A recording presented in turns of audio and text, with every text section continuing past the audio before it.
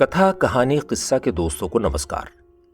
कुछ चीजें ऐसी होती हैं जो हमारी और हमारे समाज की साझा होती हैं। हजारों सालों की यात्रा के बाद वो हम तक पहुंची हैं, लेकिन हम उनका ध्यान नहीं रख पा रहे हैं। आज सुनिए अल्फांसो डोडे की फ्रेंच कहानी ला डर्नियर क्लासे की हिंदी प्रस्तुति आखिरी सबक।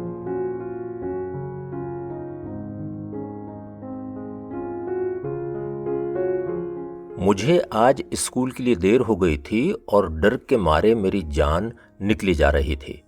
डर की वजह यह थी कि मिस्टर हैमल ने पहले ही कह दिया था कि वो आज पार्टिसिपल के बारे में सवाल पूछेंगे। मुझको पार्टिसिपल के पी के बारे में भी कुछ नहीं पता था।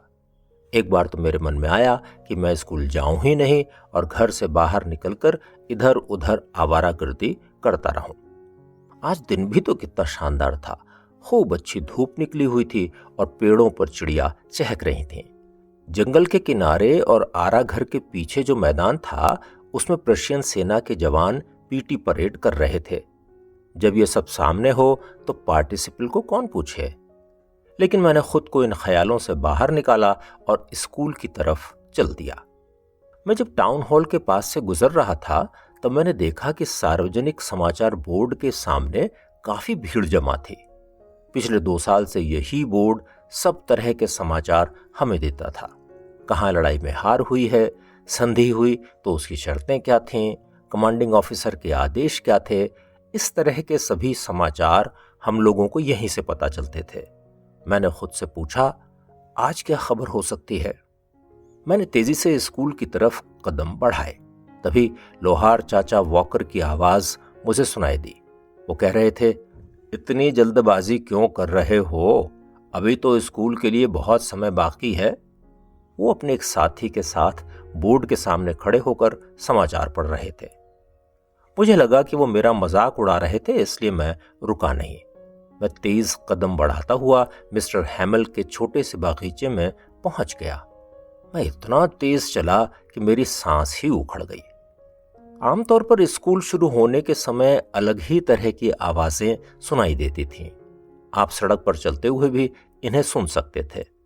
बच्चे डेस्क को खोलते और बंद करते थे, मिलकर जोर जोर से अपने पाठ याद करते थे और अध्यापक अपना डंडा मेज पर पटकते थे। लेकिन आज सब कुछ एकदम शांत था। मैं चुपचाप अपनी कक्षा के पास पहुंचा, लेकिन मुझे ऐसा लग रहा था जैसे आज उसी तरह की शांति थी जैसे इतवार की सुबह होती है। मैंने खिड़की से अंदर झांका तो देखा कि सभी बच्चे अपनी अपनी सीट पर बैठ चुके थे। मिस्टर हैमल अपनी बगल में डंडा दबाए इधर उधर चहलकदमी कर रहे थे। मुझे अब दरवाजा खोलकर सबके सामने कक्षा में जाना था। आप अंदाज लगा सकते हैं मैं कितना शर्मिंदा और डरा हुआ था, लेकिन मेरी आशंका व्यर्थ साबित हुई। मिस्टर हैमल ने मुझे देखा और गंभीर और सधी हुई आवाज में कहा, फ्रांस, जल्दी से अपनी जगह पर बैठो। हम तुम्हारे बिना ही पढ़ाई शुरू करने वाले थे। मैं बिना कोई आवाज किए हुए अपनी सीट पर बैठ गया। बैठने के बाद ही मेरी जान में जान आई। उसके बाद मैंने गौर किया तो देखा मिस्टर हैमल ने आज अपना शानदार हरा कोट पहना हुआ था। उसके अंदर फ्रिल लगी हुई कमीज थी और सिर पर काली रेशमी टोपी थी जिस पर कढ़ाई की गई थी। वो अपने इन कपड़ों को तभी पहनते थे जब स्कूल का निरीक्षण होने वाला हो या कोई पुरस्कार वितरण समारोह हो। पूरा स्कूल आज शांत, उदास और अनजाना सा लग रहा था। जिस बात का मुझे सबसे ज्यादा आश्चर्य हुआ वो ये थी कि क्लास की सबसे पीछे वाली कुर्सियां, जो आमतौर पर खाली रहती थीं, आज भरी हुई थी। गांव के कुछ लोग हमारी ही तरह इन कुर्सियों पर चुपचाप बैठे हुए थे। बूढ़े मिस्टर हाउजर अपना 3 कोनों वाला हैट लगाए एक कुर्सी पर बैठे थे। पूर्व मेयर और पोस्ट मास्टर के अलावा दूसरे कई लोग भी वहां पर थे। ये सब चुपचाप बैठे हुए थे। हाउजर ने अपने घुटनों पर प्राथमिक पाठशाला की एक किताब खोलकर रखी हुई थी। इस पुरानी किताब के किनारे मुड़ चुके थे और हाउजर आंखों पर चश्मा लगाए इस किताब के पन्नों को देख रहे थे। अभी मैं माहौल को समझने की कोशिश कर ही रहा था कि मिस्टर हैमल अपनी कुर्सी पर बैठे। उसके बाद उन्होंने गंभीर आवाज में बोलना शुरू किया। उन्होंने कहा, मेरे बच्चों, आज का पाठ हमारा आखिरी पाठ है। बर्लिन से अब ये आदेश आ गए हैं कि प्रशियन सेना द्वारा जीते गए ऑल्सेस और लॉरेंट के स्कूलों में अब केवल जर्मन ही पढ़ाई जाएगी। कल जर्मन पढ़ाने वाले मास्टर साहब आ जाएंगे। आज फ्रेंच भाषा का तुम्हारा आखिरी सबक है। बहुत सावधानी से तुम्हें आज का सबक सुनना है। मैं इन शब्दों को सुनकर भौंचक्का रह गया। ओह, तो टाउन हॉल में शायद यही खबर बोर्ड पर लगी हुई थी। मेरा आखिरी फ्रेंच का सबक। क्यों? मुझे तो अभी फ्रेंच भाषा ढंग से लिखना भी नहीं आता था।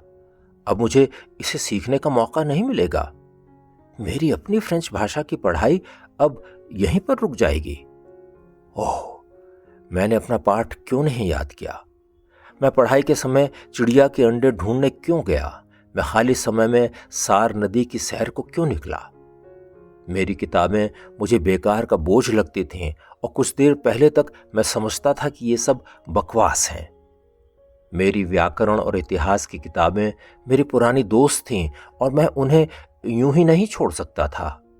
और मिस्टर हैमल, ये सोचकर ही मुझे रोना आ रहा था कि वो कल हमसे दूर चले जाएंगे और हम उन्हें अब फिर से नहीं देख पाएंगे। उनके डंडे, उनके नियम कानून का डर सब मेरे दिमाग से इस समय निकल गया। बेचारे मिस्टर हैमल, इस आखिरी पाठ के लिए ही उन्होंने अपने वो कपड़े पहने थे जो विशेष आयोजनों के लिए रखे हुए थे। अब मेरी समझ में ये भी आ रहा था कि गांव के लोग पिछली कुर्सियों पर क्यों बैठे हुए थे। वो सब इस बात से दुखी थे कि वो ज्यादा स्कूल नहीं जा पाए। आज यहां पर उपस्थित होकर वो हमारे इस अध्यापक को उनके 40 साल के योगदान के लिए धन्यवाद देना चाहते थे। शायद वो अपने देश के प्रति भी कृतज्ञ थे जो अब उनसे छीन लिया गया था। जब मैं इन सब बातों के बारे में सोच रहा था, तभी मुझे अपना नाम सुनाई दिया। पाठ पढ़ने की अब मेरी बारी थी। मैं आज पार्टिसिपल के संबंध में चर्चा करने के लिए कुछ भी करने को तैयार था। मैं ऊंची आवाज में बिना कोई गलती किए पूरी व्याख्या करना चाहता था, लेकिन मैं शुरू में ही गलती कर बैठा। मिस्टर हैमल मेरी डेस्क के पास खड़े थे। मेरा दिल बहुत तेजी से धड़क रहा था। उनकी तरफ देखने की मेरी हिम्मत नहीं थी। तभी मैंने उनकी आवाज सुनी। फ्रांस, आज मैं तुम्हें नहीं डांटूंगा क्योंकि तुम्हें पहले ही बहुत बुरा लग रहा है। देखो, होता क्या है, हम हर रोज खुद से कहते हैं, अरे अभी तो बहुत समय पड़ा है, कल मैं सब याद कर लूंगा। तुम देखो आज हम किस मोड़ पर खड़े हैं। ऑल्सेस में सबसे बड़ी समस्या यही थी। बच्चों से कहा गया कि फ्रेंच तो बाद में भी पढ़ी जा सकती है। अब बाहर से जो लोग आ रहे हैं उन्हें तुमसे यह पूछने का पूरा अधिकार है, तुम लोग कैसे हो भाई? तुम खुद को फ्रांसीसी कहते हो, लेकिन ना तो तुम अपनी भाषा बोल पाते हो और ना ही उसे लिख पाते हो। लेकिन तुम ही अपराधी नहीं हो। हम सभी को अपने अपने गिरेबान में झांकने की जरूरत है। हम सभी कहीं ना कहीं दोषी हैं। तुम्हारे माता पिता ने कभी भी ये चिंता नहीं की कि तुम अपनी भाषा सीख सको। उन्होंने तुम्हें किसी फार्म या किसी फैक्ट्री में तो काम करने के लिए भेज दिया ताकि तुम कुछ पैसे कमा सको। और मैं, दोष मेरा भी है। मैंने भी कई बार तुम्हें अपने बागीचे में फूलों में पानी डालने के लिए भेजा। मुझे इसकी जगह तुम्हें अपना पाठ याद करने के लिए कहना चाहिए था। मैं जब भी मछली मारने जाता था, मैं तब तुम लोगों की छुट्टी कर देता था। गलती तो मेरी भी है। इसके बाद मिस्टर हैमल ने कई विषयों पर बात की। वो कह रहे थे कि फ्रेंच भाषा दुनिया की सबसे खूबसूरत भाषा है। ये एकदम साफ सुथरी और तर्क के ऊपर टिकी हुई है। उन्होंने कहा कि हमें इस भाषा को सुरक्षित रखने का पूरा प्रयास करना चाहिए। जब लोगों को गुलाम बना दिया जाता है, तब वो अपनी भाषा को जेल के दरवाजे पर लगे ताले की चाबी के रूप में देखते हैं। मिस्टर हैमल ने इसके बाद व्याकरण का पाठ खोला और उसे पढ़ाने लगे। मैं पूरी तरह आश्चर्य से भर गया। आज सब कुछ मेरी समझ में आ रहा था। वो जो कुछ भी पढ़ा रहे थे वो बहुत ही आसान लग रहा था। मैं सोच रहा था कि मैंने भी कभी ध्यान से उनकी बात नहीं सुनी। उन्होंने भी इतने धैर्य से इससे पहले कभी नहीं पढ़ाया था। आज उनके पढ़ाने के ढंग से ऐसा लग रहा था जैसे उन्हें जो कुछ भी आता था वो उसे पूरा का पूरा समझा देना चाहते थे। उनकी हर बात हमारे दिमाग में आज बहुत अच्छी तरह बैठ रही थी। व्याकरण के बाद हमने लिखना शुरू किया। उस दिन मिस्टर हैमल हमारे लिखने के लिए नए पन्ने लेकर आए थे। उन्होंने सुंदर राइटिंग में उन पर लिखा हुआ था फ्रांस ऑलसेज, फ्रांस ऑलसेज। हमारी डेस्क के ऊपर ये पन्ने एक डोरी से लटका दिए गए थे। ऐसा लग रहा था कि पूरी क्लास में फ्रांस के झंडे फहरा रहे हैं। आपको उस दिन देखना चाहिए था। हर बच्चा पूरी तन्मयता से काम कर रहा था। पूरी कक्षा में शांति छाई हुई थी। केवल कागज के ऊपर पेन के चलने की आवाज सुनाई दे रही थी। एक छोटा सा कीड़ा खिड़की से अंदर घुस आया और भिनभिनाने लगा, लेकिन किसी का भी ध्यान उसकी तरफ नहीं गया। सब बच्चे सुंदर राइटिंग में लिखने की कोशिश कर रहे थे। छत पर कबूतर धीमी सी आवाज में गुटरगू कर रहे थे। अचानक मेरे मन में ख्याल आया कि क्या वो लोग कबूतरों को भी जर्मन भाषा में ही गुटरगू करने का आदेश देंगे।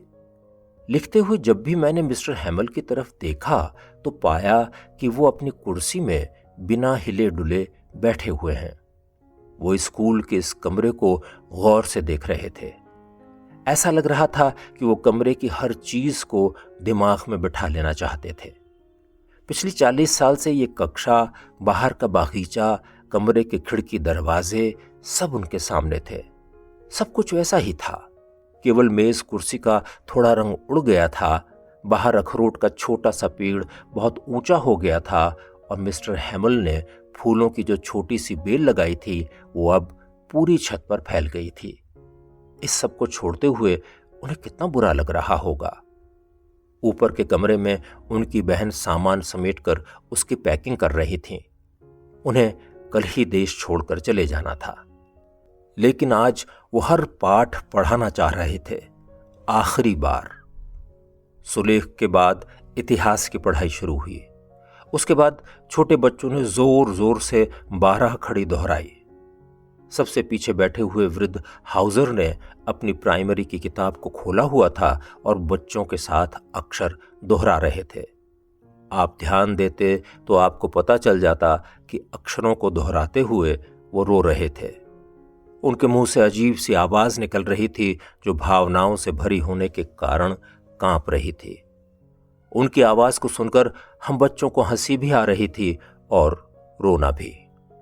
वो आखिरी पाठ इतने सालों बाद भी मुझे बहुत अच्छी तरह याद है। उसी समय चर्च के घंटे ने 12 बजाए। ये स्कूल की छुट्टी की सूचना भी थी। ठीक उसी समय प्रशिया के सैनिकों के परेड में बज रहे बैंड की आवाज खिड़कियों से अंदर आने लगी। मिस्टर हैमल खड़े हो गए।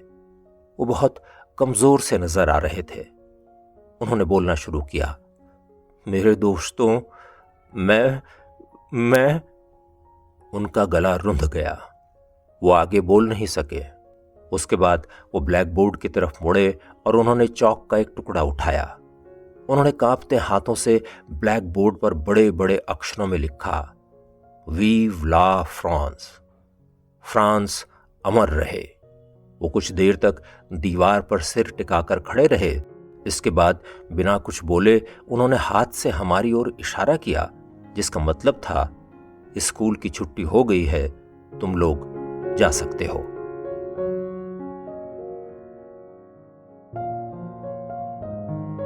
आखिरी सबक। अभी आपने अल्फांसो डोडे की फ्रेंच कहानी ला डर रियर क्लासे की ये हिंदी प्रस्तुति सुनी। ये कहानी सुनते हुए क्या आपको भी अपने भाषा का ख्याल आया? कहानी और कहानी लेखक के बारे में आप और ज्यादा जानना चाहते हैं तो डिस्क्रिप्शन में देख सकते हैं।